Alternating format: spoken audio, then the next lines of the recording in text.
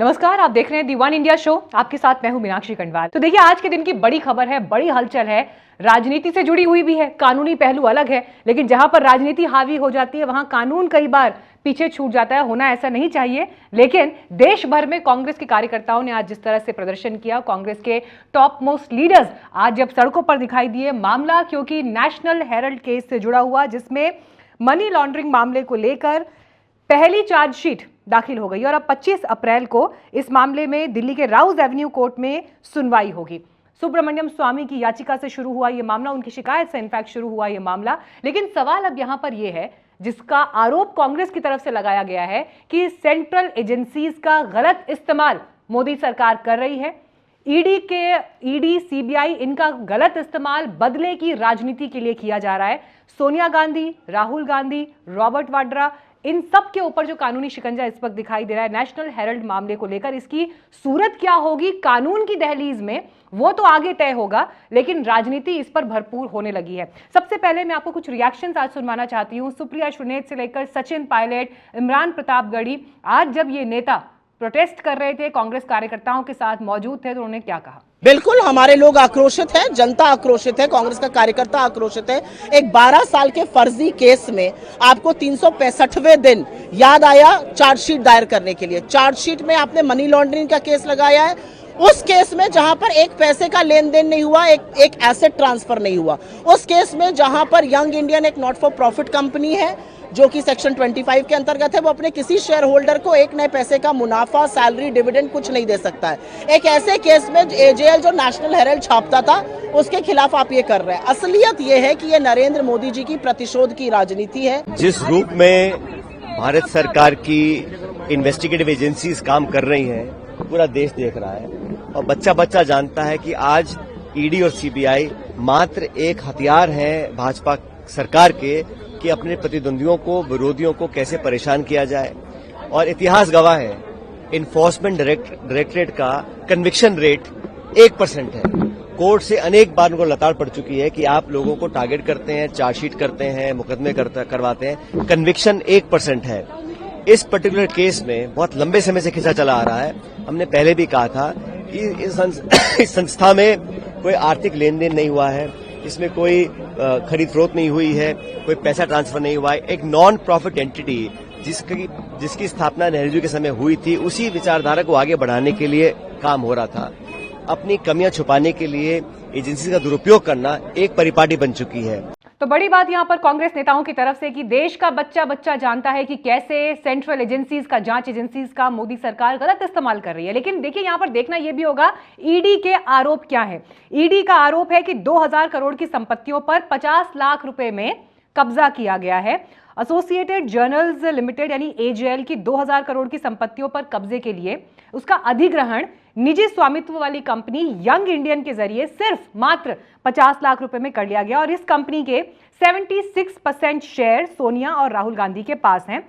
तो अपराध से अर्जित आय का यह मामला बताते हुए ईडी का यह मानना है कि 988 करोड़ रुपए इसकी कीमत उन्होंने आंकी और साथ ही जो इससे अटैच संपत्तियां हैं उनकी मार्केट वैल्यू को 5000 करोड़ रुपए का बताया गया है। तो देखिए, टेक्निकलिटीज कई है इस मामले की, जिस पर अभी हम एक्सपर्ट से बात करेंगे, लेकिन फिर सवाल वही कि राजनीतिक साजिश या फिर सबूतों की जीत। चार्जशीट में क्या है वो भी डिकोड किया जाना जरूरी है। लेकिन इस बीच विपक्ष के नेता भी इस मामले में, इस एक्शन को, चार्जशीट दाखिल करने को किस नजर से देख रहे हैं? अखिलेश यादव ने क्या कहा, सुनिए। नेशनल हेराल्ड से ज्यादा ईडी पे कहना है। कांग्रेस ने ईडी बनाई थी और आज ईडी की वजह से ही उन्हें भी परेशानी का सामना करना पड़ा है। एक बहुत बड़े जर्नलिस्ट से मेरी जब बातचीत हुई तो मैंने यही कहा था कि बहुत सारे इकोनॉमिक ऑफेंसेस को देखने के लिए संस्थाएं हैं, इनकम टैक्स डिपार्टमेंट है और भी ऑफेंसेस देखने के लिए संस्थाएं हैं। ईडी की जरूरत क्या है? ईडी जैसे विभाग को समाप्त कर देना चाहिए। ईडी को समाप्त ही कर देना चाहिए। अखिलेश यादव तो सीधे इस पर कह रहे हैं कांग्रेस ने ईडी बनाई, लेकिन आज कांग्रेस के खिलाफ ही ईडी का ये एक्शन चल रहा है। इस पर बात करने के लिए हमारे साथ खास मेहमान इस वक्त मौजूद हैं। कांग्रेस पार्टी से एडवोकेट अर्शप्रीत खडियाल हमारे साथ जुड़ गए हैं। बीजेपी से डॉक्टर ममता त्यागी इस बातचीत में हमारे साथ जुड़ रही हैं। आरजेडी से प्रवक्ता, प्रदेश सचिव, निर्वाचन पदाधिकारी प्रभारी कैमूर सारिका पासवान जी हमारे साथ हैं। सीनियर जर्नलिस्ट तुलसीदास बोइटे जी इस बातचीत में जुड़ रहे हैं और सीनियर एडवोकेट सुप्रीम कोर्ट से रमाकांत गौड़ जी हमारे साथ इस बातचीत में मौजूद हैं। सबसे पहले यहाँ पर शुरुआत में डॉक्टर ममता त्यागी आपके साथ करूंगी। देखिए, आरोपों के घेरे में इस वक्त आप हैं, कांग्रेस के सीनियर लीडर्स के स्टेटमेंट भी मैंने सुनवाए। पहला रिएक्शन मैम दे दीजिए, बदले की कार्रवाई है ये गांधी परिवार के खिलाफ? क्या सुप्रिया श्रीवास्तव का स्टेटमेंट आपने सुना होगा कि सालों साल पुराना केस है जिस पर एक दिन ऑन वन फाइन डे अचानक याद आता है कि एक्शन करना है। मीनाक्षी जी, आपको बहुत बहुत नमस्कार। एक बात सुप्रिया सिन्हा जी से मैं आंसर करना चाहूंगी आपके चैनल या मीडिया के माध्यम से। जब कोई व्यक्ति कोई भी अपराध करता है और उसके साथ वो मुकदमा या उसकी जो इन्वेस्टिगेशन वो सालों चलती है, वो भी तो ये कहता है कि मैं तो 14 साल पहले अपराध किया था, आज अचानक से सरकार को मेरी याद कैसे आई या आज कोर्ट को मेरी याद कैसे आई। अब बात करते हैं कि ये सारी चीजें, उन्होंने अभी कहा था कि ये नो प्रॉफिट नो लॉस की वो था, इसमें कोई किसी को प्राइवेटली बेनिफिट नहीं हो। अगर ऐसा था तो जब ये कंपनी स्टार्टिंग में, आप अगर इसको पूरे एजाइल को बेस में चाहते हैं तो इसमें 5000 मेंबर थे, उसके बाद 1000 मेंबर बचे, तो उन 1000 लोगों को सबको इक्वली शेयर क्यों नहीं डिवाइड किए गए? चल अचल संपत्ति का भी अपनी एक मार्केट वैल्यू होती है, चाहे आप उससे बेनिफिट कमा रहे हैं या भविष्य में कमाएं, वो समय बताएगा, लेकिन आप उसे बिल्कुल साइड में नहीं रख सकते कि 6000 करोड़ रुपए की अचल संपत्ति जो आपने मात्र 90 करोड़, जो कांग्रेस ने जिस लोन का पूछा भी नहीं कि हमें वो रिकवरी कब होगी, यंग इंडिया हमें कब वापस करेगा, बस सीधे एंटाइटल कर दिया कि हम आपको दे रहे हैं और उसके बाद 50 लाख में पूरा एसेट ट्रांसफर हो गया। तो ये अपने आप में एक बहुत बड़ा मनी, मतलब पीएमएलए के लिए अंतर्गत एक केस बनता है और उसके अकॉर्डिंग एक्शन हुआ। ईडी अगर एक्शन लेती है तो उसमें कोई बुराई नहीं। अगर आप मीनाक्षी की कोर्ट से सोचिएगा, लोग जो ये आम आदमी पार्टी में जब स्टार्टिंग में आई थी, लोकायुक्त की नियुक्ति के लिए आई थी, भ्रष्टाचार के लिए। भ्रष्टाचार के लिए अगर कोई भी एजेंसी किसी भी लेवल पे किसी भी समय कार्य कर रही है तो उसका वो राइट है, उसका अधिकार है। और कांग्रेस पार्टी दर क्यों नहीं है? कांग्रेस पार्टी डर क्यों नहीं है? ये बड़ा आरोप है, इस पे मैं हर्षप्रीत जी से जवाब लूंगी, लेकिन उससे पहले एक बार कांग्रेस ऑफिस का रुख कर लेते हैं। कांग्रेस ऑफिस में इस वक्त हमारे सहयोगी शिवेंद्र जी मौजूद हैं। शिवेंद्र जी, आप तो आज सुबह से लगातार कांग्रेस का ये प्रोटेस्ट जो चल रहा है उसको कवर कर रहे हैं। मुझे ये बताइए कि आज दिन भर पहली बात तो हुआ क्या, कांग्रेस की स्ट्रैटेजी क्या है यहाँ से आगे? देखिए, अभी चार्जशीट फाइल हो चुकी है, 24 अप्रैल से मामला आगे बढ़ेगा, लेकिन उससे पहले कांग्रेस की स्ट्रैटेजी क्या है? बिल्कुल मीनाक्षी, मैं यहाँ पर सुबह से था। सुबह जिस तरीके से यहाँ पर काफी संख्या में कार्यकर्ता इकट्ठे हुए कांग्रेस के, और सचिन पायलट एक तरीके से उनका नेतृत्व कर रहे थे, बाकी और बड़े लीडर भी थे। लेकिन यहाँ पर सबसे पहली बात बता दूं कि सरकार की जो व्यवस्था थी बिल्कुल चाक चौबंद थी। उन्होंने यहाँ पर एक तरीके से इस कार्यालय को पूरी तरीके से घेर लिया पुलिस ने और 2 बड़ी बैरिकेडिंग लगा दी, इससे कार्यकर्ता यहाँ से निकल नहीं पाए। और उसका नतीजा ये रहा कि प्रदर्शन जो इरादा था, जो यहाँ पर बताया जा रहा था कि भाई ईडी के जो मुख्यालय है वहां जाएंगे और अपना प्रदर्शन करेंगे, इसे संदेश देने की क्या मैंने ये भी सवाल किया कई नेताओं से, आखिर जब आप ये बता रहे हो कि केस जो है फेक है और ये जाकर के चार्जशीट जो है कोर्ट में कहीं भी काम नहीं करेगी, तो इस जो ये जो प्रदर्शन, इसका मकसद क्या है? तो मकसद उनका था वही जो है कि जनता को संदेश देने का मकसद है। ये संदेश देना है क्योंकि बिहार में भी चुनाव है और जगह भी चुनाव है, तो जाहिर सी बात है कि राजनीतिक मकसद इसके पीछे है कि जनता के सामने ये कहना कि ये सब हमें फंसाया जा रहा है और हम जो है पाक साफ हैं। जी मीनाक्षी, चलिए अब देखते हैं आगे किस तरह से बढ़ता है, लेकिन हर्षप्रीत जी को स्क्रीन पर लेकर आइए। हर्षप्रीत जी, आज के दिन का प्रोटेस्ट तो खत्म हो गया सर, कानून अपने तरह से काम करेगा, लेकिन ममता जी ने एक बड़ा सवाल यहाँ पर उठाया। सोनिया गांधी हो, राहुल गांधी हो, रॉबर्ट वाड्रा हो, सैम पित्रोदा हो, सुमन जी हो, कोई भी हो, कानून से ऊपर तो कोई नहीं है ना। कर नहीं तो डर नहीं, चिंता किस बात की है? कानून चिंता तो किसी चीज की भी नहीं है जी। हमने तो कहा ही नहीं कि हमें चिंता है। हम तो भारतीय जनता पार्टी को कहते हैं जितना पॉलिटिकल वेंडेटा करना है कर लो, जितना अपने फेलियर से, ब्लंडर्स से ध्यान हटाने की कोशिश करनी है कर लो। ये मिशन अटेंशन डाइवर्ट है उनके फेलियर से, उनके ब्लंडर्स से। अब बात ये है मुद्दे की, कौन से फेलियर से ध्यान हटाने की कोशिश है? पहला फेलियर जो अर्थव्यवस्था का हाल हुआ है। आप पूछे भारतीय जनता पार्टी की सरकार को, जब 2014 में आए थे तब कितना लोन था और आज कितना लोन है। दूसरी चीज उनको पूछिए कि बैक टू बैक आप देखिए कि भारतीय जनता पार्टी के लीडर्स एक्सपोज हो रहे हैं, कैसे भारतीय जनता पार्टी के लीडर्स पे केस हो रहे हैं। अब मैं एक उदाहरण देता हूं। अब एनफोर्समेंट डायरेक्टरेट है, ये ज्यादातर इलेक्शन से पहले कार्रवाई करती है, एनफोर्समेंट ऑफ डिक्टेटरशिप करने की कोशिश करती है भारतीय जनता पार्टी की सरकार ईडी के थ्रू, और कैंपेन भी ईडी के थ्रू ही करती है ये, क्योंकि अपने पास तो है नहीं कुछ दिखाने को, तो इनका मिस यूज करती है। अब आप देखिए कि मुकुल रॉय, नारायण राणे, शुभेंदु अधिकारी, हेमंत बिस्वा शर्मा और कितने सारे लीडर्स जब दूसरी पार्टीज में थे, ईडी के केस थे, आईटी केस थे, सीबीआई केस थे, जब इधर आगे भारतीय जनता पार्टी में सारे के सारे केस शांत हो गए, तो क्या कोइंसिडेंस है? और भारतीय जनता पार्टी जो करप्शन पे लेक्चर देती है, उनके खुद के फॉर्मर प्रधान बंगारू लक्ष्मण जी करप्शन केस में कन्विक्ट हुए थे, और बहुत सारे ऐसे लीडर्स हैं जो कन्विक्ट हुए हैं, जिन पे केस नहीं चल रहा, सजा सुना दी गई है ऑलरेडी। और मिजोरम के इकलौते एमएलए जो बैक इन द डे थे, उनको भी कन्विक्शन हुई है। अब दूसरी बात जो है, मुद्दे पे आते हैं। अब देखिए, यंग इंडिया जो है, यंग इंडियन एक सेक्शन 25 के under not for profit company है। जो शेयर होल्डर्स हैं, जिनका जिक्र चार्जशीट में हो रहा है, राहुल जी का, सोने जी का, एक्सेट्रा, उनके पास 1 रुपया भी नहीं जा सकता, 1 रुपया, ना तो सैलरी, ना प्रॉफिट, ना डिविडेंड, राइट? तो करप्शन की, लॉन्ड्रिंग की बात आ ही नहीं सकती। स्पष्ट कर दूंगा बिल्कुल मैं। दूसरी चीज देखिए, यंग इंडियन जो है, इसने एजेएल के ऊपर कोई इंक्रोचमेंट नहीं, कोई टेक ओवर, कुछ भी नहीं किया। बात यह है कि आज भी सारे एसेट्स, सारी इनकम जो है एजेएल को जाती है, यंग इंडियन को नहीं जाती। तीसरी बात, भारतीय जनता पार्टी की सरकार को ये पता है कि ये कॉमन प्रैक्टिस है, जो डेट है बहुत सारी, मतलब कि भारतीय जनता पार्टी की सरकार जो है, इन्होंने बहुत दफा डेट को कन्वर्ट करके जो है इक्विटी में इन्होंने कन्वर्ट कर दिया है, इक्विटी में, और एनसीएलटी में भी ये देखने को मिला है। और चौथी चीज जो है, आप देखिए कि भारतीय जनता पार्टी ने जो झूठ बोला, 5,000 करोड़ वाली जो इन्होंने बात की, ये गलत है। As per income tax department, जो वैल्यू है प्रॉपर्टीज की एजेएल की, वो है 359 करोड़, 359 करोड़, नॉट 5,000 करोड़। तो मैं भारतीय जनता पार्टी मैं की आपसे सरकार ये को पूछना पूछूंगा, चाहती हूँ, आपका विश्वास किया जाए आप कि ईडी को इनकम जिस तरह से शामिल कर रहे हैं, ठीक है, मैं आपसे ये पूछना चाहती हूँ, अगर एक मामला दर्ज हुआ है तो ईडी उसका इन्वेस्टिगेशन करेगा, चार्जशीट जाए, फाइल होगी ना कोर्ट में, तो ये तो कार्रवाई है, ये तो प्रोसीजर है अर्शप्रीत जी। इसमें आप ये क्यों मानकर चल रहे हैं कि मतलब आपके खिलाफ ही काम हो रहा है, या किसी वेंडेटा के तहत ये काम हो रहा है? जांच हो जाने दीजिए ना, जांच में कोऑपरेट करिए। कोऑपरेट की बात ये है, 11 साल भारतीय जनता पार्टी की सरकार को हो गए, एक कोई तथ्य, कोई सबूत, कोई प्रूफ, कुछ भी हो भारतीय जनता पार्टी की सरकार के पास तो बताए। दूसरी बात, ये कोई कोइंसिडेंस है कि 365 करेगी ना, बीजेपी को इकट्ठा करेगी, ईडी करेगी ना। अब एक सेकंड, अगर ईडी करेगी, ईडी का सारा काम है, तो भारतीय जनता पार्टी क्यों आके ऐसे बयान जारी कर रही है? तब तो ईडी को करने दे बयान जारी, भारतीय जनता पार्टी को कर रही है, ना करे बात।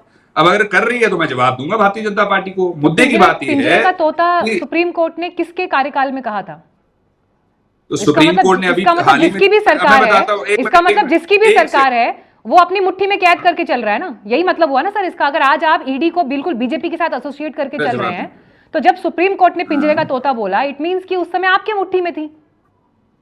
तो आप मान रहे हैं कि भारतीय जनता पार्टी की मुट्ठी में है एनफोर्समेंट? मैं तो आपके व्यू पॉइंट पर बात कर रही हूँ। तो मुझे उस पर टिक्का टिप्पणी करने दीजिए। जहां तक सुप्रीम कोर्ट की बात है, ऑनरेबल सुप्रीम कोर्ट की, तो सुप्रीम कोर्ट ने हाल ही में ये भी कहा था कि लोकतंत्र का कत्ल किया है सरकार ने चंडीगढ़ मेयर पोल में। तो ये चीज मतलब कि मान लेनी चाहिए, हमें सबको ये क्लियर हो जाना चाहिए कि भारतीय Janata party murder of democracy करती है, कत्ल करती है लोकतंत्र का। जरूरी बात जो है, आपके पॉइंट पर रमाकांत जी जवाब देना चाह रहे हैं, ठीक है रमाकांत जी बोलिए। हाँ देखिए, हम इतिहास जल्दी से भूल जाते हैं।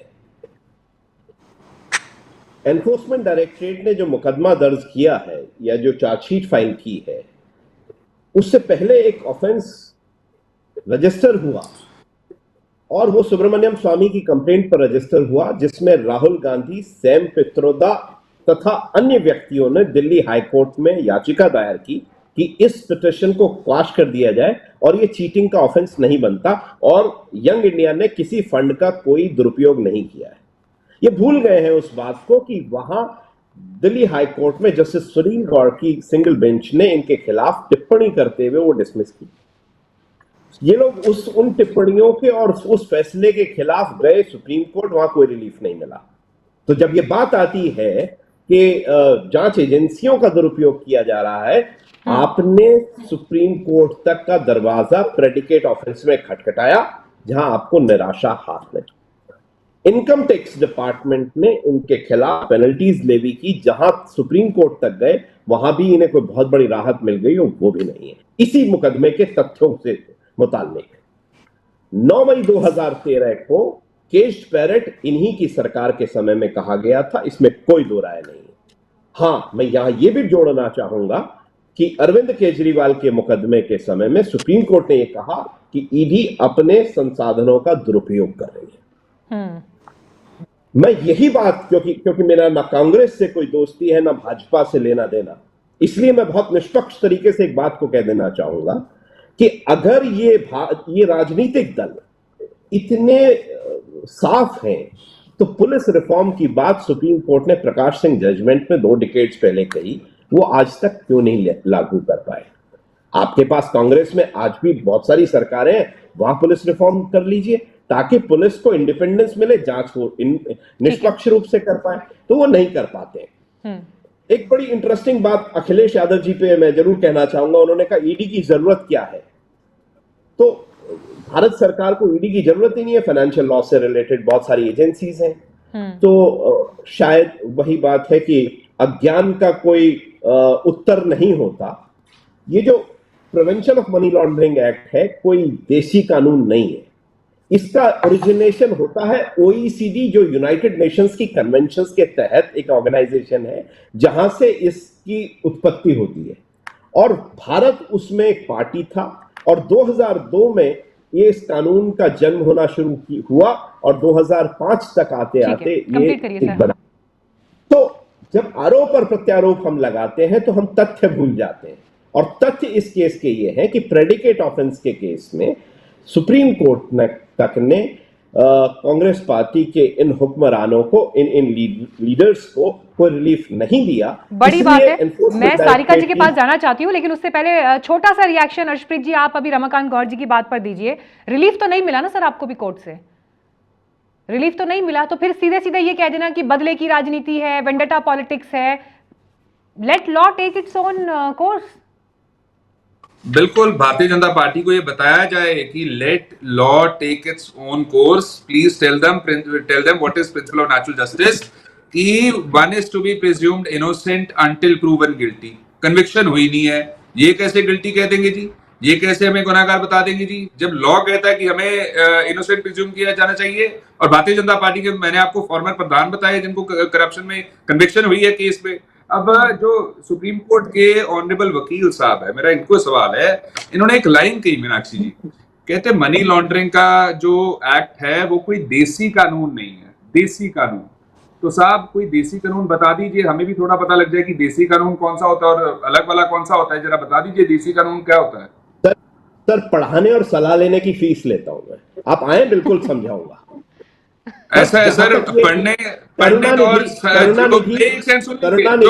नरसिम्हा राव को सजा हुई वो साहब हमें जरूरत नहीं है, लेकिन दर्शकों को आपने बताया साहब, बात ये है ना, दर्शकों को आपने बताया कि देसी कानून आगे भी कोई चीज होती है, दर्शक फीस नहीं लेंगे, दर्शक ऐसी चीज पे आलोचना करेंगे जो कानून को देसी बताने लग गए हैं। और दूसरी चीज ये है, देसी कानून ना की कोई चीज नहीं होती, जो भी एक्ट बना है, जो भी कानून बना है, that is to be respected. और you being a law officer of the court, आपको इंश्योर करना चाहिए कि किसी कानून को आप देसी ना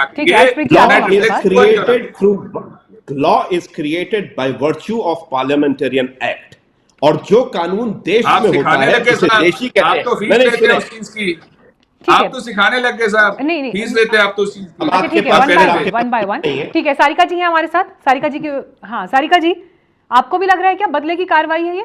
में तो कोई शक और सुबह का कोई विषय ही नहीं है। निश्चित रूप से जब से भारतीय जनता पार्टी की सरकार केंद्र में है, और आप देख लीजिए जितने भी ईडी के केसेस हुए हैं जो आज एक्टिव है, वो मोस्टली जो है वो ऑपोजिशन वाले लोगों पे है, और वो लोग जो कि किसी भी कारण से जिन पे केस बना और उन्होंने भारतीय जनता पार्टी को शामिल हो गए भारतीय जनता पार्टी में, उन्होंने स्वीकार कर लिया भारतीय जनता पार्टी की विचारधारा को, उनके ऊपर से केस बंद भी कर दी जाती है। ये भी है, ये सबके सामने, मुझे लगता है पब्लिक डोमेन में है, आज लोग भी जान रहे हैं।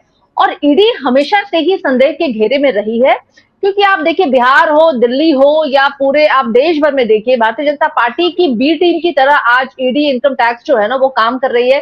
खास करके जब चुनावी समय होता है, और उस समय ये और ज्यादा एक्टिव हो जाते हैं, और वो चुन चुन करके लोगों को, देखिए क्या मतलब 20 साल हो गए, 20 साल में आज तक किसी निष्कर्ष पे नहीं पहुंच पाए हैं ये लोग, और कितना समय आप चाहते हैं भाई। और खास करके जब चुनाव होता है तभी ये जागृत हो जाते हैं, एक्टिव हो जाते हैं, ईडी के सम्मन जाने शुरू हो जाते हैं, ऑपोजिशन के लोगों को बुलाना शुरू हो जाता है, पूछताछ के नाम पर उन्हें हरास किया जाता है। सारिका जी, लालू यादव परिवार के ऊपर भी जो केस चल रहा है लैंड फॉर जॉब वाला, उसमें भी जो केस हैं, उसमें इंसिडेंट्स हैं, क्या उनसे आप साफ तौर पर इनकार कर देंगे कि बिल्कुल उसमें कहीं पर कोई गड़बड़ नहीं है?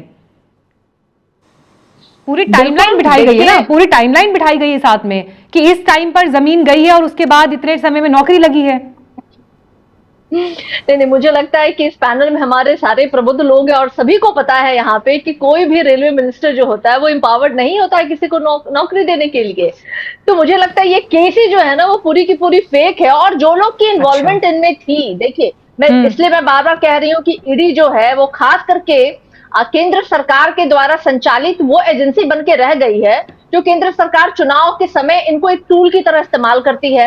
आज हम जान रहे हैं कि चुनाव अभी होने वाले हैं 4-5 महीने में, इस्तेमाल हो रहा है। लेकिन तुलसीदास भोइटे जी, देखिए विपक्ष के नेता जो बात कह रहे हैं कि इस्तेमाल किया जा रहा है, बदले की राजनीति है, लेकिन इसी बात का दूसरा पहलू यह है कि आम लोग, इस देश की जनता भ्रष्टाचार को लेकर, स्कैम्स को लेकर क्या सोचती है?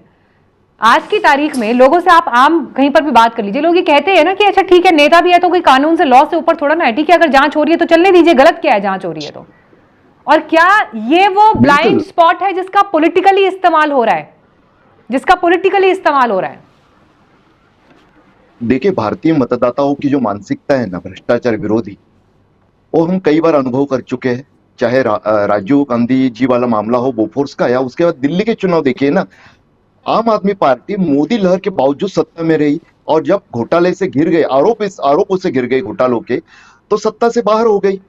तो मतदाताओं के नजरिए से देखा जाए तो भ्रष्टाचार के आरोप मुद्दा है, इसे कोई नकार नहीं सकता।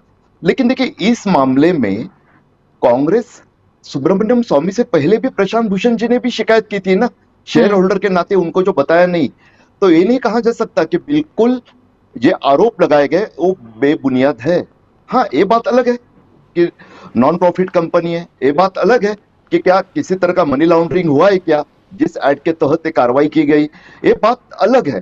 देखिए, हमारे यहाँ ज्यादातर मुकदमे खासकर राजनेताओं के खिलाफ जो चलते हैं मीनाक्षी जी, वो कई बार कन्विक्शन तक पहुंचते ही नहीं है, वो तो राजनीतिक मामले बनकर रह जाते हैं।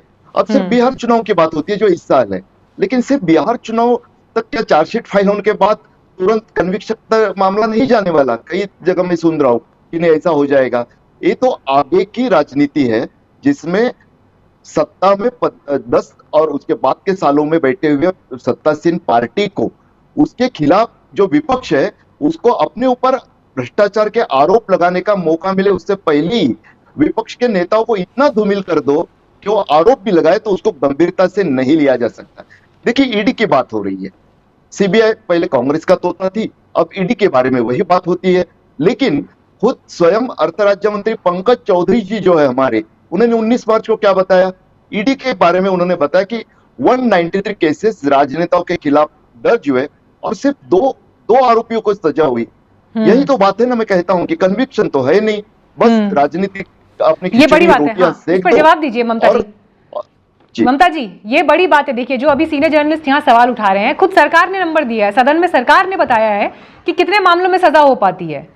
तो इसका मतलब सिर्फ माहौल बनाया जाता है, परिस्थिति तैयार की जाती है, लेकिन नियति क्या है उन केसेस की? और अभी मोदी सरकार के समय में विपक्ष के नेताओं पर ऐसे केसेस की संख्या जिस तरह से बढ़ी है, उस नंबर से तो आप इनकार नहीं कर सकते ना। मीनाक्षी जी, आपकी कुछ बात से मैं सहमत हूँ, लेकिन अगर कोई चोरी कर रहा है, उसे चोरी के लिए रास्ते को ट्रैक किया जाए या उसके नंबर ऑफ केसेस निकाले जाए, तो उसकी दोबारा से चोरी करने की हिम्मत तो घट जाएगी। ये चीज तो हम एक्सेप्ट कर सकते हैं। दूसरी बात, यही बात कन्विक्शन की, अगर आपसे कोई भी भ्रष्टाचार हो रहा है, उसके लिए चीजें बोली जा रही हैं, हाईलाइट की जा रही हैं, तो डेफिनेटली वो फर्क पड़ता है कि हाँ, चीजें सामने आ रही हैं और कहीं ना कहीं जनमानस पर भी प्रभाव डालती हैं। अब बात करते हैं राहुल गांधी जी। अगर अभी बात हो रही थी, कांग्रेस प्रवक्ता कह रहे थे कि उनमें नो प्रॉफिट है, मैंने आपके सामने पहले भी बोला, तो 1000 जो हमारी इस पुरानी ओरिजिनल कंपनी के मेंबर्स थे, आखिर ये सारे शेयर्स उन सब में ही क्यों इक्वली नहीं बांट दिए गए? क्यों 78% गांधी परिवार के पास शिफ्ट किया गया? ये अपने आप में ही दिखाता है कि हाँ, कुछ ना कुछ तो दिमाग में था ना, जो मैनिपुलेशन हुआ। दूसरी बात, संविधान को हाथ में रख के आप रात दिन ये दिखाते हैं कि हम सबसे ज्यादा संविधान की रक्षा करते हैं, हम सबसे ज्यादा देश के हर आदमी का सोचते हैं, गरीबों का ध्यान रखते हैं, लेकिन संविधान भी अपने आप में कहता है कि पहले आप अपनी मौलिक जिम्मेदारियों का तो आह्वान करिए, उनको तो फॉलो करिए, उसके बाद में आपके अधिकार आते हैं। तो जब आप खुद ही भ्रष्टाचार में लिप्त हैं तो आगे की चीजें आप कैसे ले जा सकते हैं? ममता जी, आपने मेरे सवाल का जवाब नहीं दिया। मेरा सवाल आपसे ये था कि क्या ये कार्रवाई सेलेक्टिव है, विपक्ष के नेताओं पर ही है सिर्फ? क्योंकि वो नेता जो बीजेपी में शामिल हो जाते हैं, हेमंता बिस्व शर्मा का नाम यहाँ पर अभी हमारे पैनलिस्ट हैं उन्होंने गिनाया है, प्रफुल्ल पटेल का नाम अभी आप इस पे शामिल कर लीजिए, उनके खिलाफ जो सारे चार्जेस चल रहे थे वो फाइलें बंद हो गई, और ऐसी लंबी चौड़ी सूची है जो नेता बीजेपी में आए, बीजेपी से जुड़े। अजित पवार को लेकर तो खुद प्रधानमंत्री ने स्टेटमेंट दिया है ना, मंच से, चुनावी रैलियों से बोला है, लेकिन जैसे ही वो लोग आपके साथ आके मिलते हैं, जुड़ते हैं, सब कुछ पाक साफ हो जाता है। मीनाक्षी जी, चलिए मैं एक बार को ये सोच लूं कि ईडी हमारे डिपेंडेंट या हमारे अकॉर्डिंग चल रही है, कोर्ट तो हमारे अकॉर्डिंग नहीं चलता। अजीत पवार को किसने बरी किया? कोर्ट ने ना, हमने नहीं बरी किया, कोर्ट ने बरी किया। एजेंसी ने फाइल बंद की, एजेंसी ने फाइल बंद की उनके खिलाफ। आपको भोईटे जी बताएंगे। हाँ भोईटे जी जरा बताइए, ममता जी को बताइए जरा पवार जी के साथ क्या हुआ। हाँ नहीं, एक तो शुक्रिया मीनाक्षी जी, आज इस बहस में मुझे महाराष्ट्र से शामिल कर लिया, क्योंकि 2 दिनों से अमित शाह जी रायगढ़ जिले में जिनके घर पे गए, वो सुनील तटकरे जी है, अजित पवार के राष्ट्रवादी के सांसद है, वो बड़े नेता है, प्रदेश अध्यक्ष है। और अभी किरीट सोमैया का मैं एक फेसबुक पोस्ट देख रहा था, किरीट जी हमारे भ्रष्टाचार विरोधी बड़े नेता है, उन्होंने पोस्ट किया था उस समय जब सुनील तटकरे विपक्ष में थे, उन्होंने पूरी उनकी कुंडली लिखी हुई है। दिक्कत यही है कि जो सुनील तटकरे, थोड़े बहुत कुछ पॉइंट्स बता दीजिए जरा उस कुंडली के, अगर आपको थोड़ा कुछ टिप्स पर हो, अभी आपको याद हो, जरा बता दीजिए। मुझे लगता है दर्शकों की जानकारी के लिए भी अच्छा रहेगा।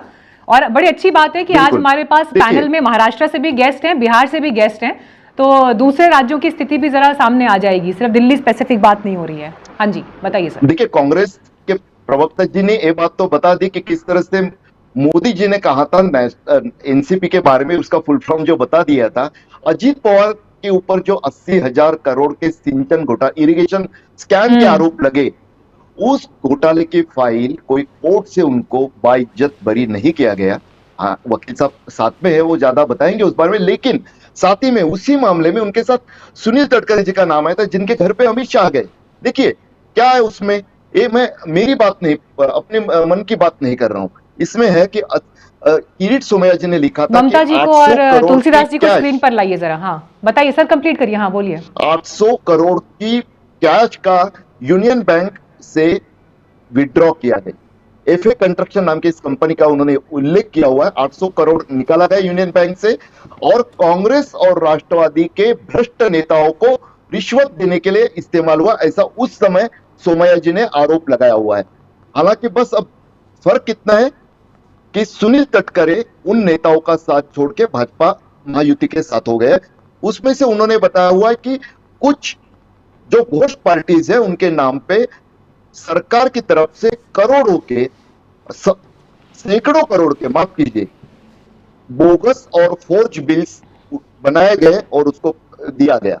उन्होंने कहा है कि मैं आरबीआई और यूनियन बैंक के अधिकारियों से और केंद्र सरकार के बैंकिंग सेक्रेटरी और साथ ही में ईडी से, ईडी का भी उन्होंने जिक्र किया है कि कार्रवाई करने की मांग करता हूं। अब देखिए, उन्होंने आगे अजित पवार जी का जिक्र किया कि सुनील तटकरे और अजित पवार ने मिलकर 308 बेनामी कंपनियां बनाई। आगे भी काफी कुछ है, इसी तरह के आरोप है। दिक्कत यही है कि मैंने जो कहा, इस तरह के मामले कानूनों के, विशेष कानून के तहत तो दर्ज हो जाते हैं, लेकिन राजनीति के अलावा ये सिर्फ राजनीतिक अभियान के, प्रोपेगेंडा के मुकदमे बन के रह जाते हैं। यही तो बात है कि 193 से सिर्फ 2 आरोपी को सजा हो जाती है, क्योंकि कई आरोपी तो पहले ही उसमें छुटकारा पा लेते हैं, वॉशिंग मशीन में जो आरोप लगाती है विपक्ष। दिक्कत यही है मीनाक्षी जी। ममता जी, वॉशिंग मशीन है बीजेपी के पास, उस वॉशिंग मशीन में सब साफ हो जाता है। जैसे ही जो लोग बीजेपी के पास आते हैं, वो बिल्कुल एकदम चमकती हुई शर्ट निकल कर आती है सफेद रंग की, और वो पहनकर आगे बढ़ जाते हैं। काली सिर्फ विपक्ष की तरफ दिखाई देती है। ये आरोप लगाना बिल्कुल ही गलत होगा मेरे हिसाब से, क्योंकि ईडी आरोप नहीं है मैम, फैक्ट्स गिनाए हैं, अभी फैक्ट्स गिनाए हैं। चलिए चलिए, मैं facts ही जिनको मैंने भी- प्रधानमंत्री ने भ्रष्ट माना, उनके बारे में बताया फाइल बंद हो गई है उनकी। मैम, इससे बड़ा क्या मतलब सबूत रखा जाए अभी लाइव डिबेट में आपके सामने?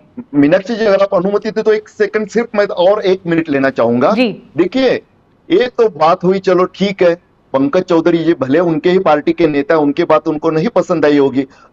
उच्चतम न्यायालय, सुप्रीम कोर्ट ने 2024 पिछले साल के नवंबर में टीएमसी के विधायक पार्थ चटर्जी की जमानत याचिका पे बात करते हुए क्या कमेंट किया हुआ है? 5000 मामले दर्ज है ईडी के, पूरे मामले, इसमें सिर्फ राजनेता वाली बात नहीं, 193 अलग थे, उसमें सिर्फ 40 मामलों में कन्विक्शन हो पाता है। क्या कन्विक्शन रेट है ये? सुप्रीम कोर्ट ने ईडी, आप ध्यान में लीजिए कि वकील साहब ने बताया, वैसे इंटरनेशनल एग्रीमेंट के तहत हमारे देश में एक कानून बनाया गया, प्रिवेंशन ऑफ मनी लॉन्ड्रिंग, उसके तहत ईडी के पास उसके विशेष, जो 3 विशेष कानून है उसमें से एक की जिम्मेदारी भी उनके पास दी गई है। अब अगर उच्चतम न्यायालय ये कहता है कि आप इन्वेस्टिगेशन के स्तर के बारे में सोचिए, क्योंकि 5000 मामले और 40 में कन्विक्शन। हाँ जी मैम, बोलिए। अगर अभी हमारी जो बहस शुरू हुई वो नेशनल हेराल्ड केस को लेकर हुई, अगर हम उस पर, आपने मेन फोकस पे अगर हम आ जाएं, तो इतनी बड़ी दिल्ली की प्रॉपर्टीज और को बिना किसी लेन देन के, और जिसकी जो मूल्यांकन किया गया बहुत कम किया गया, अगर वो ट्रांसफर कर दिया गया तो वो अपने आप में एक आपराधिक मामला बनता है या नहीं? पहली बात तो मैं ये जानना चाहूंगी आप ही के माध्यम से। दूसरा चीज ये बताइए, कोर्ट में कितने केसेस पेंडिंग है आज के समय में? कितने सारे लोगों के ऊपर कोर्ट केसेस चल रहे होते हैं, वो खुद ये कहते हैं कि हाँ हमारे पास सालों चल रहे होते हैं और हमारे रिजल्ट नहीं आया होता है। तो ईडी भी एक एजेंसी है जो भ्रष्टाचार को ढूंढने की कोशिश करती है और उसके अकॉर्डिंग कार्य करती है। 2% अगर मैं इस तरह से कोर्ट के, क्योंकि हमारे साथ एक बड़े वकील साहब सर भी हैं, वो इस बारे में ज्यादा अच्छा बता पाएंगे, लेकिन मैं ये मानती हूँ किसी को अपराधी कहना या अपराध का दोष नियुक्त करना उसमें एजेंसी है, वो उसके आगे आउटपुट उसका क्या रहे वो उसका डोमेन है। लेकिन अगर किसी को अपराध को आप सामने ला रहे हैं तो ये तो जनता का हक है ना, जनता खुद डिसाइड करेगी कि कौन सही है कौन गलत है। ये नहीं, लेकिन ममता जी, ये सब एक्शन जो अभी अर्शप्रीत खडियाल ने भी सवाल उठाया, जो सारिका जी ने भी सवाल उठाया, ये चुनाव से पहले ही ये सब तेजी क्यों दिखाई देती है? टाइमिंग बहुत ही मैटर करती है यहाँ पर। ठीक है, ईडी अपने तरीके से काम कर रही है, उनका चार्जशीट फाइल करने का अपना एक प्रोसेस है, उसके हिसाब से काम चलेगा, पर ये चुनाव के आसपास आते आते ही ये माहौल क्यों बनने लगता है? अभी जो लालू यादव से पूछताछ हुई है, उनके राबड़ी देवी से पूछताछ हुई है, ये चुनाव, बिहार चुनाव है, उसके आसपास ही ये पूछताछ हुई है, उससे पहले भी हो सकती थी ना। और इससे पहले भी लगातार चुनावों के आसपास ये सब माहौल गर्म करने के लिए परिस्थिति खड़ी की जाती है, ऐसा क्यों है? इसीलिए एजेंसी की विश्वसनीयता सवालों के घेरे में आती है, क्रेडिबिलिटी पर क्वेश्चन उठते हैं। मीनाक्षी, इसको थोड़ा सा इस तरह भी ले सकते हैं, अगर हम इसको कहते हैं ना कि एक ही चीज के दो पहलू होते हैं। इन्वेस्टिगेशन हो सकता है पहले भी चल रही है, लेकिन वो हाईलाइट तब होती है जब चुनाव आने वाले थे, क्योंकि उसमें विपक्ष फंस रहा होता है, उसमें कहीं ना कहीं विपक्ष एक पार्टी होता है, तो वो ऐसा है क्या सारिका जी? अटैक लेते हैं उसको। ऐसा है क्या सारिका जी? देखिए, मुझे बड़ा आश्चर्य होता है, हमारे भाजपा की प्रवक्ता बहन ये बोल रही थी कि पुलिस काम करती है, कोर्ट काम करता है, ईडी और कंपनीज, इनकम टैक्स और ईडी जो है, ऐसी एजेंसियां जो हैं वो अपना काम करती हैं, लेकिन काम जो कर रही है ना, वो उन पे शक इसलिए हो रहा है ना मैडम, क्योंकि ये काम हमेशा ऑपोजिशन पे ही क्यों हो रहा है भाई? भ्रष्टाचारी तो जो अभी हमारे केंद्र में सरकार भाजपा है, उनके भी कितने भ्रष्टाचारी हैं, लेकिन उनके सारे जो जांच है वो रोक दी गई है। किन कारणों दी गई है? क्योंकि उन्होंने भाजपा का माला पहन लिया है। निश्चित रूप से हम बार बार कहते हैं कि भाजपा के पास वो वॉशिंग मशीन है जहां जितने भ्रष्टाचारी जाते हैं, जिन पे जितने भी षड्यंत्र के आरोप लगे हों, वो अगर उन्होंने भाजपा का दामन साफ लिया तो उन्हें क्लीन चिट मिल जाती है, उनके सारे केसेस, जांच पड़ताल, सारी चीजों को रोक दिया जाता है, क्योंकि भाई अब तो वो भाजपा की मशीन में क्लीन होकर के निकले हैं। देखिए, बढ़िया है, कोर्ट काम करती है, एजेंसीज को काम करना भी चाहिए, लेकिन आज कन्विक्शन रेट के बारे में हम सब लोग जान रहे हैं, आज किसी से छुपा नहीं है, और जितने भी एजेंसीज जो काम कर रही है वो विपक्षियों पे ही सिर्फ काम कर रही है। इसका भी पूरा एक डेटा जो है ना मौजूद है, और 20, 22, 25 सालों से जांच ही चल रही है भाई। 11 सालों से सरकार है, भाजपा की सरकार है, 11 साल में आप तो बड़े मुस्तैदी से काम करते हैं, आपने क्यों नहीं भाई गिरफ्तारियां करवा दी? क्यों नहीं आपने सारे केसेस को आपने शॉर्ट आउट कर लिया? ठीक है सारिका जी, आप ही के इंडिया गठबंधन की एक और आपकी साथी है आम आदमी पार्टी, उनकी प्रवक्ता है प्रियंका कक्कड़, उनका एक स्टेटमेंट है और बड़ा इंटरेस्टिंग स्टेटमेंट है। मैं चाहूंगी सारे पैनलिस्ट जरा ध्यान से सुने, उसके बाद मैं इस पर एक रिएक्शन जरूर लूंगी। प्रियंका कक्कड़ ने इस एक्शन पर क्या कहा है, आइए सुनते हैं।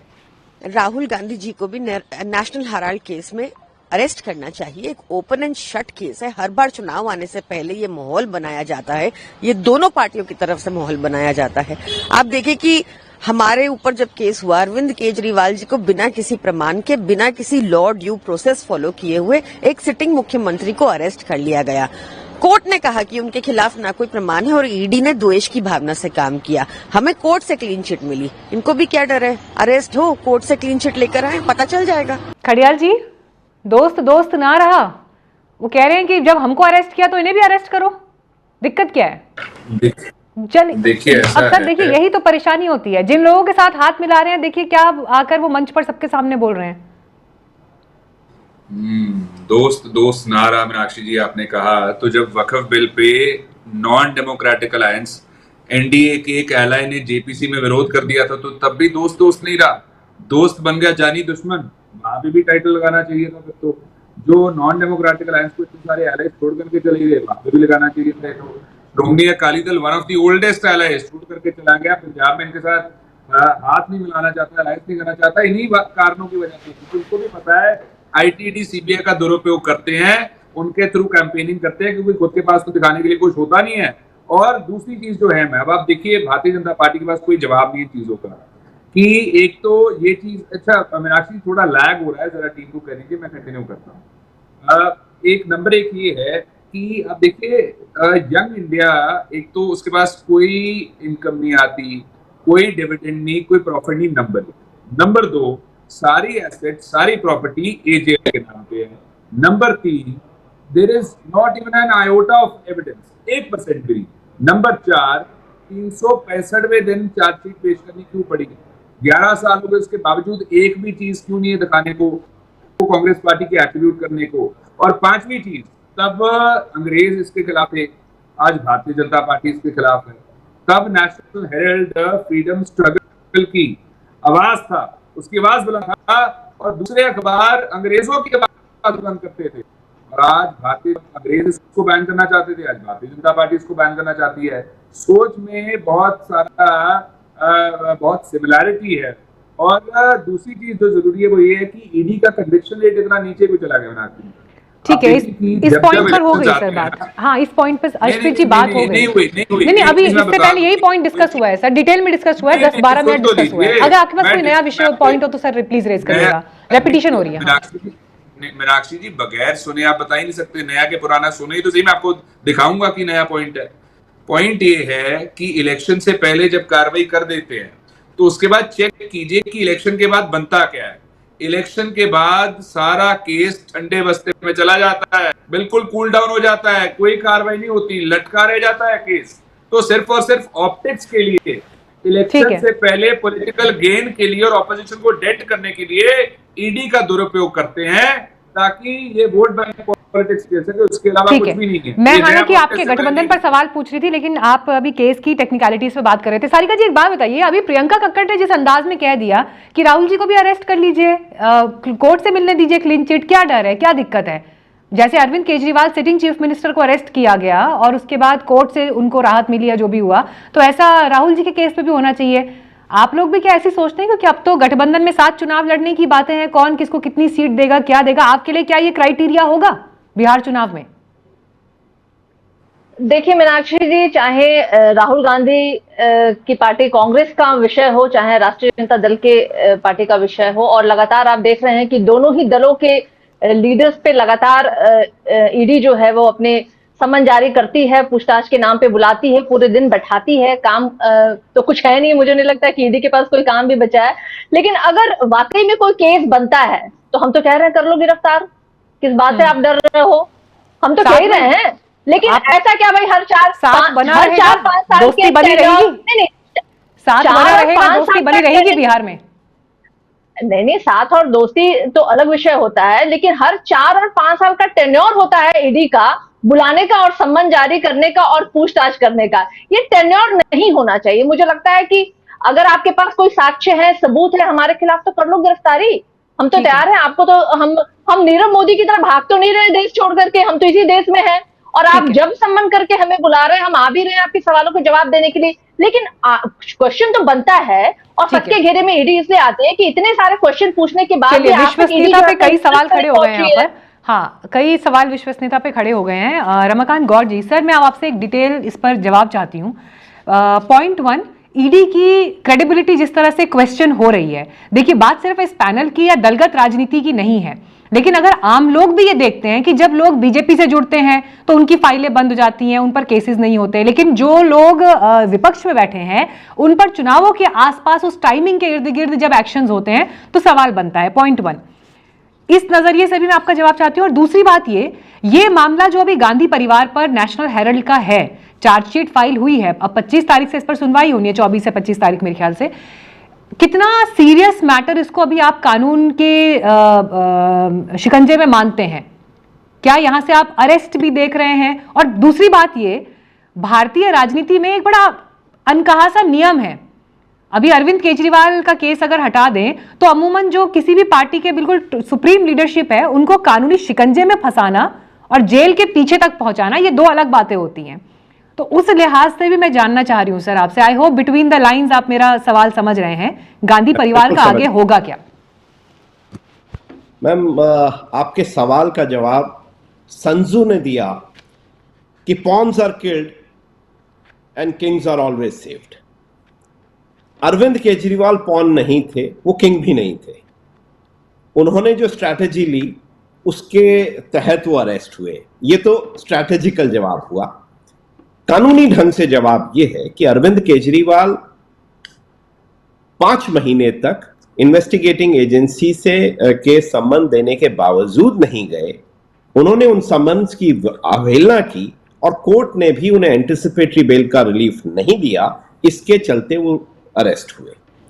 मामला ज्यादा बड़ा था, ज्यादा संगीन था और राजनीति के अतिरिक्त वहां बहुत सारे तथ्य ऐसे थे जहां एविडेंस के साथ छेड़छाड़ होने का अंदेशा था और हमने देखा भी। वो बहुत सारी कोर्ट्स में बहस भी हुई और वो एक अरेस्ट का केस बनता था क्योंकि समन्स की अवहेलना हुई। राहुल गांधी और सोनिया गांधी इस केस में अरेस्ट नहीं बनती और क्योंकि इन्वेस्टिगेटिंग एजेंसी ने इतने सालों की जांच में कभी ये नहीं पाया कि इन्हें अरेस्ट करना चाहिए, इसलिए कानूनन अब कोर्ट उन्हें जेल नहीं भेज सकती।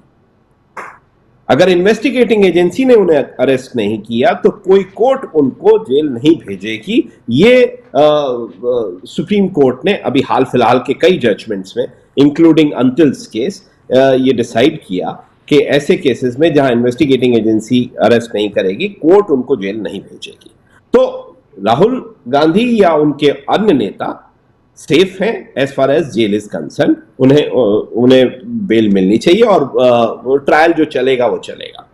ये बात आती है पहला प्रश्न का उत्तर। दूसरा मैम, जब आपने कहा कि ईडी की क्रेडिबिलिटी, मैं इसी क्रेडिबिलिटी के एक अफसर का नाम लेना चाहूंगा कि जब कांग्रेस के समय में नरेंद्र मोदी जब गुजरात के मुख्यमंत्री थे, उन्हें अरेस्ट करने का एक बहुत बड़ा षड्यंत्र बना। तब एक तत्कालीन डायरेक्टर थे, एडिशनल डायरेक्टर थे मिस्टर करनैल सिंह। करनैल सिंह ने उनको अरेस्ट करने से मना कर दिया। ये थी एक ऑफिसर की स्पाइन। उन्होंने कहा कि मुझे नहीं दिखता यहां अरेस्ट होने लायक मुकदमा है, मैं अरेस्ट नहीं करूंगा। ये ब्यूरोक्रेटिक कॉरिडोर का बहुत बड़ा तथ्य है। उन्हीं करनैल सिंह ने ये जांच इत्तफाकन जो नेशनल हेरल्ड मसले में वही डायरेक्टर थे, उन्होंने ही जांच की और उन्होंने इनको भी अरेस्ट नहीं किया। ठीक, ये एक ऑफिसर की इंटेग्रिटी का इश्यू आता है और एक ऑफिसर ने अपनी स्पाइन दिखाई, इंटेग्रिटी दिखाई, वो नहीं झुका और निष्पक्ष जांच की। अब उस जांच में कितना सच है कितना झूठ है, प्रेडिकेट ऑफेंस में सुप्रीम कोर्ट तक ने रिलीफ नहीं दिया। तो प्रेडिकेट ऑफेंस पे अगर रिलीफ नहीं मिला तो सब्सटेंटिव ऑफेंस जो बाद में इन्होंने ईडी ने रजिस्टर किया सेक्शन 3 PMLA में, वो चार्जशीट अगर बनी, देर में फाइल की, क्या कारण थे, उसके राजनीतिक कारण क्या थे, पर कानूनी रूप से वो गलत नहीं है। उनके अन्य मुकदमों में क्या होता है वो भी एक तथ्य है। अजीत पवार के बारे में माननीय सदस्य ने कहा, वो भी एक तथ्य है। पर आज जिस मुकदमे की हम बात कर रहे हैं उसमें इलीगैलिटी अगर कहीं नहीं दिखती है प्रेडिकेट ऑफेंस में, तो इस ऑफेंस में भी इलीगैलिटी नहीं दिखेगी। और रही बात, क्योंकि अरेस्ट नहीं किया जा रहा है तो सड़क पर जवाब नहीं इसका दिया जा सकता। इसका जवाब आप जाइए, कल आप दिल्ली हाईकोर्ट का दरवाजा खटखटाइए, आपके पास सुप्रीम कोर्ट भी है, आप वहां जाइए, अपनी बात कहिए। ईडी को हर बार दोषी ठहराने से हम एक इंस्टीट्यूशन को दोषी ठहराते हैं। पुलिस को या सीबीआई को दोषी ठहराने से पहले हम इंस्टीट्यूशन को मेलाइन करते हैं। और जब हमें सबसे पहले समस्या आती है तो पहला नंबर हम घुमाते हैं 100 नंबर और दूसरा देखते हैं एजेंसीज के लिए कंप्लेंट। तो जब हम पे बात आती है तो एजेंसी है, और जब दूसरे के साथ कुछ हो रहा है तो वो एजेंसी नहीं है। मैं याद दिलाना चाहूंगा मायावती की, आरजेडी के तमाम नेताओं को अरेस्ट किया, वो कांग्रेस के समय में ही हुआ ना, तो तब भी राजनीतिक दोषारोपण हुए। ताज कॉरिडोर मामले में मायावती को कभी सजा नहीं हुई, ये बात भी एक तथ्य है। तो वो कांग्रेस का ही शुरू किया मुकदमा था। तो तथ्य, इतिहास बदलता नहीं है, लोगों की याददाश्त ठीक है। आप आज पैनल पे जाके तथ्यों को, आज के तथ्यों को कहना चाहें, आपका इतिहास बताता है कि सब कुछ ठीक तो वहां भी नहीं था। चलिए, बड़ी बात है, बिटवीन द लाइंस पर मैंने आपको जवाब देने के लिए कहा था, लेकिन सर आपने काफी डिटेल में हर पहलू को लगभग यहाँ पर छुआ है। तुलसीदास जी, मैं आपसे अब सर एक रिएक्शन यहाँ पर चाहती हूँ। उसके बाद मैं सुब्रमण्यम स्वामी ने इस मैटर पर वन इंडिया हिंदी को जब इंटरव्यू दिया, एक लंबी चौड़ी बातचीत में उन्होंने क्या कहा, खासकर गांधी परिवार को लेकर उनकी लाइन थी कि जेल भेज कर रहूंगा। क्यों कहा ये मैं आपको सुनवाऊंगी, लेकिन तुलसीदास भोइटे जी, क्योंकि बिहार वाला पॉइंट रह गया है, बिहार इलेक्शन से क्या कनेक्शन सर आप देख रहे हैं, क्या इंपैक्ट पड़ रहा है? देखिए, मुझे ऐसा लगता है कि अगर हम सिर्फ कांग्रेस तक सीमित रहकर सोचे तो बिहार इलेक्शन तक क्या इस मामले में आगे तो कुछ होने वाला नहीं है। इतनी तेज व्यवस्था तो हमारे पास है नहीं। भले भाजपा के नेता स्वयं कहे कि देखिए कितने मामले लंबित है कोर्ट में, लेकिन वहां पे वकील साहब अच्छी तरह से बताएंगे कि कितनी उनको सुविधा और कितनी संख्या में रिक्त होते हैं। तो ये इतना जल्दी नहीं होने वाला है। हमारे पास फास्ट ट्रैक कोर्ट में भी जो केस जाते हैं वो लंबित ही रहते हैं। लेकिन मुझे इसमें और एक कोशिश के थोड़ी शक आता है, संदेह है मुझे कि ऐसा तो नहीं है कि देखिए हमने कांग्रेस जैसे बड़े पार्टी के, नेशनल पार्टी के 2 बड़े नेताओं को किस तरह से चार्जशीट तक पहुंचाया, और आगे जाकर भले इस बिहार चुनाव तक नहीं, आगे कुछ वर्षों में, 1 या 2 वर्षों में अगर उनको सजा तक पहुंचाया जाता है, सिर्फ इस प्रोसेस की वजह से देश भर में भाजपा विरोधी जो क्षेत्रीय पार्टियां हैं, उन पार्टियों के नेता भी कुछ अलग अलग आरोपों में लिप्त है। उनको एक अलग मैसेज, राजनीतिक मैसेज जो जाना चाहिए वो जाने की गुंजाइश है। और उसके बाद क्या वो इस तरह से जिस तेवर में अब बात कर रहे हैं उस तेवर में बात कर पाएंगे, ये इस मामले को एक केस स्टडी के तौर पे भी सोचना चाहिए, ऐसा मुझे लगता है। मीनाक्षी जी, ठीक है। सुब्रमण्यम स्वामी ने जब हमें इंटरव्यू दिया, क्या कहा उन्होंने गांधी परिवार पर, आइए सुनते हैं। हम ये देखते हैं कि 2014 में बीजेपी का एक बहुत बड़ा मुद्दा था कि जीजा जी जेल जाएंगे, रॉबर्ट वाड्रा जेल जाएंगे।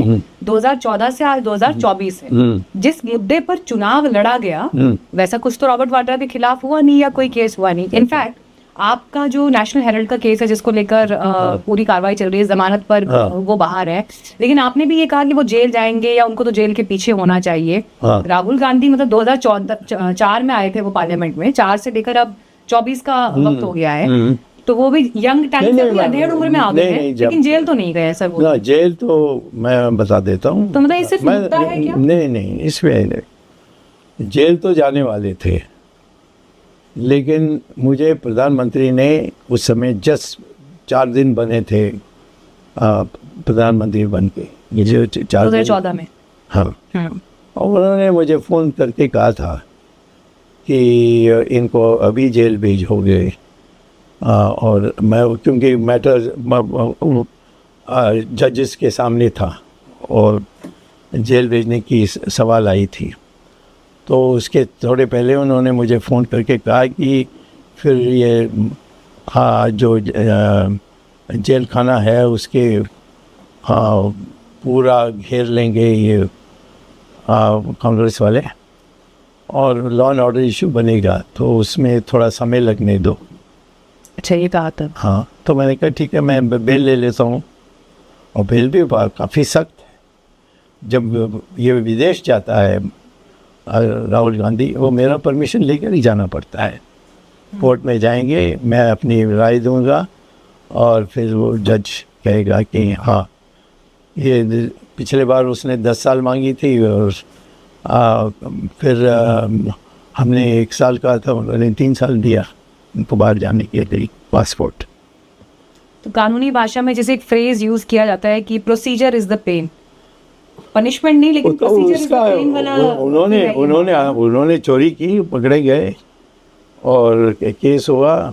उस केस का यानी देरी हो रही है, तो फिर मैं कहता हूँ कि वो क्यों नहीं जल्दी करते हैं, ये देरी मुझ पर क्यों। मैं तो रोज़ जाता हूँ, आई मीन जब भी डेट लगती है मैं जाता हूँ, ये लोग नहीं आते हैं और जज भी कहता है कि नहीं आप लोग दोनों होना चाहिए, और फिर 2 महीने के लिए टाल देता है। ये पूरा स्टेटमेंट आपने सुना? ममता जी हैं क्या बीजेपी से अगर हमारे साथ, तो मैं उनका रिएक्शन जरूर लेना चाहूंगी। हाँ ममता जी, सुनिए आपने भी बात सुब्रमण्यम स्वामी जी की पूरी। देखिए जो बात वो कह रहे हैं कि आखिर हुआ क्या है, प्रोसीजर इज द पेन का सवाल मैंने उनसे पूछा कि procedure is the pain, jail क्यों नहीं जा पाए? पूरा इलेक्शन कैंपेन 2014 का इसी विषय पर लड़ लिया, लेकिन जेल तो नहीं जा पाए। सुब्रमण्यम स्वामी जी ने तो प्राइम मिनिस्टर जी का नाम ले लिया है सीधे सीधे। सिर्फ इतना कहना चाहूंगी कि ईडी को ये कहना कि वो हमारे अकॉर्डिंग चल रही है, या सुब्रमण्यम स्वामी जी ने जो अपनी तरफ से इस घोटाले को सामने लाना चाहा, वो उनकी एक बहुत अच्छी कोशिश थी। और मैं थोड़ा सा कहूंगी, मैं बीच में नहीं सुन पाई मीनाक्षी जी, क्योंकि मैं थोड़ा सा साइड में कुछ करने लग गई थी। लेकिन मैं इतना कहना चाहूंगी कि सुब्रमण्यम स्वामी जी ही वो व्यक्ति है जिसकी वजह से नेशनल हेराल्ड केस का पूरा केस सामने आया। और अगर मैं राजनीतिक तौर पर देखा जाऊं, तो आप मीनाक्षी जी ये सोचिए कि इंडिया अलायंस बना क्यों है? इंडिया अलायंस इसलिए बना है कि हमने सारे जो घोटाले किए हुए हैं, हमने सबने घोटाले किए हुए हैं, हमारी चीजें सामने ना आ जाए, इसलिए ये बार बार भाजपा को वॉशिंग मशीन कहते हैं या कोई भी चीज कहते हैं। लेकिन इसका एक एक घटक दल अपने आप किसी न किसी घोटाले में लिप्त है। ठीक है, चलिए ये आरोप प्रत्यारोप तो काफी डिस्कस हो गए, लेकिन मैं स्वामी जी की बात पर रिएक्शन चाह रही थी। हाँ रमाकांत जी, आपने भी सर सुना पूरा स्टेटमेंट उनका क्या है? इस इंटरव्यू की शुरुआत में मतलब if my memory serving me right, मैंने उनसे ये पूछा था, मुक्ति बोध लिटरेचर में, हिंदी लिटरेचर में बात उनकी होती है कि मुक्ति बोध के स्टाइल में लोग कहते हैं कि पार्टनर तेरी पॉलिटिक्स क्या है, सुब्रमण्यम स्वामी की पॉलिटिक्स क्या है? क्योंकि जब उनसे ये सवाल पूछा गया कि जेल क्यों नहीं जा पा रहे, तो कह रहे प्रधानमंत्री जी ने फोन कर दिया, कहा कि माहौल बिगड़ जाएगा, ऐसा हो जाएगा, वैसा हो जाएगा। How do you see it as a law expert, advocate? Thing is fair in love and war. और इत्तेफाकन मैं इसको 2 चीजों के साथ जोड़ता हूं। अगर आप how prime minister decide by Neerja Chowdhury पढ़ें, तो उन्होंने कहा कि नरसिम्हा राव को जब सजा हो गई, तो अटल जी ने चतुर्वेदी जी को बुला के कहा कि साहब इस मसले को निपटाओ। और अचानक नरसिम्हा राव जी को जो सजा हुई थी, वो मसला इधर उधर हो गया। तो मैंने अभी पहले कहा था कि pawns are killed, kings are always saved. Subramanian Swamy का और जयललिता का रिश्ता बहुत जगजाहिर है। वहां कंप्लेंट कैसे हुई, यहां कंप्लेंट कैसे हुई, उनकी तो खुशफहमी ये भी थी कि राहुल गांधी परमिशन उनसे लेके जाते हैं, कोर्ट से नहीं। विद ऑल ग्रेट रेस्पेक्ट, अब खुशफहमियों का किसी के पास कोई जवाब नहीं। पहली बात, उनका वो कंप्लेंट केस था, पुलिस केस नहीं था, तो बेल वो हटा देते, मना कर देते, उसमें उनका कोई लेना देना नहीं था। कानूनी प्रक्रिया अगर इस देश में है, तो सुब्रमण्यम स्वामी उन्हें जेल भेजेंगे, ये उनकी खुशफहमी है। मसला, उन्होंने कंप्लेंट लेके गए, उन्होंने एविडेंस दिए, और अगर वो इतने सीरियस नहीं है कि प्रधानमंत्री जी के कहने से उन्होंने एक मुकदमे की स्पीड कम कर दी, तो इसका मतलब ये है कि वो जो लिटिगेटर हैं, उनकी सीरियसनेस पे प्रश्न चिन्ह है। बिल्कुल। आज उस कंप्लेंट की सीरियसनेस पे प्रश्न चिन्ह है। आज वो कह रहे हैं कि मैजिस्ट्रेट परमिशन ऐसे देते हैं, तो वो कर क्या रहे हैं? वो न्याय पालिका की प्रक्रिया पे प्रश्न चिन्ह लगा रहे हैं। वो कह रहे हैं प्रधानमंत्री जी ने उन्हें ये कहा, इसलिए उन्होंने ऐसा किया। तो अगर प्रधानमंत्री कहेंगे कि कोई व्यक्ति करप्ट है, उसको अभी उसके खिलाफ कार्रवाई ना करो, उन्होंने रोक दी ना, तो इसका मतलब वो सीरियस नहीं थे। या किसी वजह से रोकी? वेरी वेल सेड, बहुत जरूरी बात ये है। बड़े हाँ। प्रश्न चिन्ह हैं हाँ। जो तुलसीदास बहुत जी, इस ये एजुकेशन की सीरियस सुब्रमण्यम स्वामी कैसी मजबूरी है बीजेपी की, ये समझ में नहीं आता सर कई बार। मतलब सीधे प्रधानमंत्री के लिए जिस तरह की, मैंने इनफैक्ट इस इंटरव्यू में उनसे एक सवाल ये भी पूछा था कि एक आपके एक वोट से सरकार गिर गई थी पिछली, और उसके बाद अभी आप ही वो इंसान थे जो 2014 में मोदी जी के सपोर्ट में बड़ा बोला करते थे या उनको उनके लिए हाई पिचिंग किया करते थे। ऐसा हो क्या गया जो इतना मामला बिगड़ गया? तो ठीक है, उन्होंने अपने कुछ पॉइंट्स गिनाए, लेकिन मैंने कहा मामला सुधर सकता है क्या? बातचीत कर लीजिए, सुधार लीजिए, एक फोन कॉल कर लीजिए, कौन सी बड़ी बात है। तो बड़ा दिलचस्प जवाब उन्होंने दिया। बट मैं ये नहीं समझ पा रही हूं कि ऐसी क्या मजबूरी है कि सुब्रमण्यम स्वामी जिस अंदाज में सीधी टिप्पणी प्रधानमंत्री मोदी पर आज की तारीख में करते हैं आलोचनात्मक रूप से, क्यों बीजेपी उसको झेल रही है, टॉप लीडरशिप उसको झेल रही है? ऐसी क्या मजबूरी है? सर की कार्रवाई नहीं कर सकते जैसे विपक्ष के खिलाफ हो रही है। लेकिन देखिए ना आप कि भाजपा 2014 से नहीं, उसे 2009 के चुनाव के बाद ही, जब से मोदी एरा की शुरुआत हुई थी, मोदी जी ने जब से उनको प्रधानमंत्री के तौर पे, बाद में आगे के वर्षों में आधिकारिक तौर पे लाया गया, भ्रष्टाचार का विरोध सबसे बड़ा मुद्दा रहा। लेकिन 2014 से लेके 2025 तक 11 साल हो गए, सुब्रमण्यम स्वामी जिन्होंने भ्रष्टाचार के नाम पर कई नेताओं के खिलाफ लड़ाई लड़ी, कांग्रेस के आला नेताओं के खिलाफ भी, और हमारे यहाँ महाराष्ट्र में आता हूं वापस में, किरीट सोमैया जी, जिनको कई बार कई नेताओं के खिलाफ आपने लड़ते हुए देखा होगा, भ्रष्टाचार विरोध का नारा बुलंद करते हुए देखा होगा। लेकिन भ्रष्टाचार विरोधी मिशन बताने वाली भाजपा के सरकार में 11 सालों में इन दो भ्रष्टाचार विरोधी नेताओं को कभी भी अपने सत्ता की कुर्सी मिलते देखा? ये रहस्यमय है ना। इससे काफी कुछ पता चलता है, क्योंकि सिर्फ आप रिमोट से उनको इस्तेमाल करते रहो, उनको कंट्रोल से बाहर जाने नहीं देना है। और खासकर सुब्रमण्यम स्वामी, तो उनके बारे में तो काफी चर्चा रहती है, जिसको सत्ता में लाते हैं बाद में उसके खिलाफ ही हो जाते हैं और उनको सत्ता के बाहर कर देते हैं। हो सकता है ये भी एक वजह हो उनको लेकर। खैर, ये इंटरव्यू, ये पॉडकास्ट, इसमें कॉन्वर्जेशन काफी इंटरेस्टिंग था, कई और विषयों पर भी बात हुई थी। तो जितने दर्शक इस वक्त लाइव ये प्रोग्राम देख रहे हैं, आप में से जो भी लोग इसे देखना चाहें, वन इंडिया हिंदी प्लेटफॉर्म पर आपको ये पूरा डिटेल इंटरव्यू मिलेगा, आप जरूर जाकर उसको देखें। इस बीच बड़ा अपडेट कांग्रेस से ये है कि कांग्रेस के सीनियर लीडर प्रेस कॉन्फ्रेंस कर रहे हैं इस पूरे विषय को लेकर, वो भी लाइव स्ट्रीम आपको लगातार वन इंडिया हिंदी पर होता हुआ दिखाई देगा। बहरहाल थैंक यू आप दोनों का हमारे साथ इस बातचीत पे जुड़ने के लिए और अपना कीमती समय हमें देने के लिए। बहुत धन्यवाद, थैंक यू सो मच। धन्यवाद मीनाक्षी।